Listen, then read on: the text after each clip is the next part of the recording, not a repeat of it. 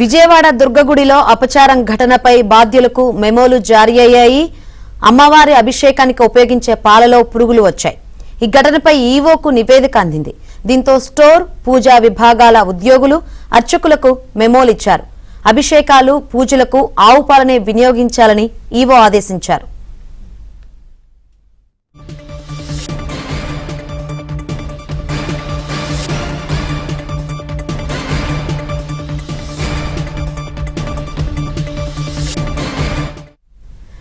విజయవాడ దుర్గగుడిలో అపచారం ఘటనపై బాధ్యులకు మెమోలు జారీ అయ్యాయి. ఎవరెవరికి మెమోలు ఇచ్చారో ఏంటో సిచ్యువేషన్ తెలుసుకుందాం.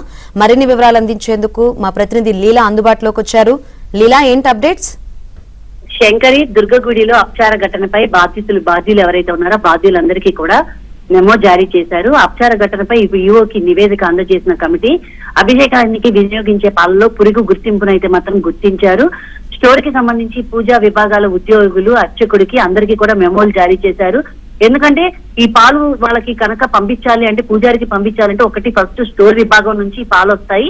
రెండు, పూజా విభాగాల ఉద్యోగులు ఎవరైతే ఉన్నారో ఆ వారు పూర్తిగా పాలుని పూర్తిగా చూసిన తర్వాత అర్చకుడికి అప్పచెప్పాలి. అర్చకుడికి సైతం కూడా అక్కడ ఉన్నటువంటి అర్చకులు కూడా వాటిని చూసి ఎవరైతే ఉన్నారో ప్రధాన పూజ చేసేటటువంటి పూజారికి అయితే ఇస్తారు.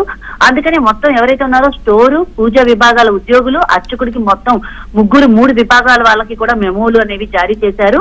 ఆలయంలో అన్ని అభిషేకాలు, పూజలకు మాత్రం ఆవు పాలే వినియోగించాలని కూడా ఈవో ఆదేశం జారీ చేశారు. ఎందుకంటే అమ్మవారి ఆలయంలో అపచార ఘటనలు వరుసగా గడిచిన 15 రోజుల్లో చూసుకుంటే వ్యవధిలో 3 అపచార ఘటనలు చోటు చేసుకున్నాయి. డిసెంబర్ 27న అమ్మవారి ఆలయంలో అకస్మాత్తుగా కూడా పవర్ కట్ అనేది ఒకటి జరిగింది. అలాగే శుక్రవారం నాడు నిర్వహించిన శ్రీచక్రార్చనలో ఈ ఆవు పాల విషయంలో అపచారణ ఘటన చోటు చేసుకుంది. శ్రీచక్రార్చనలో ఉపయోగించేటటువంటి గోపాలలో అయితే మాత్రం పురుగులు అర్చక స్వామి గుర్తించారు.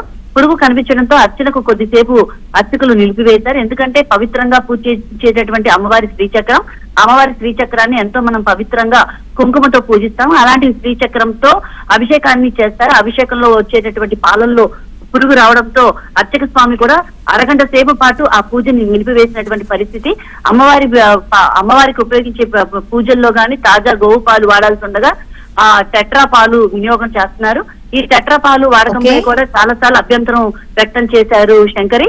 దీంతో అయితే మాత్రం మొత్తానికి ఈ రోజు దుర్గగుడి అపచార ఘటనపై ఈవోకి నివేదిక అందజేసిన కమిటీ అయితే మాత్రం అభిషేకంలో వినియోగించిన పాలల్లో పురుగులు గుర్తింపు చేయగా స్టోర్ విభాగాలకు సంబంధించినటువంటి పూజారులకు, ఉద్యోగులకు, అర్చకులకు మొత్తం అందరికీ కూడా మెమోలు జారీ చేశారు. అంతేకాకుండా అభిషేకాల్లో ఖచ్చితంగా ఆవు పాలే వినియోగించాలని ఈవో ఆదేశం జారీ చేశారు Shankari. Right, thank you Leela.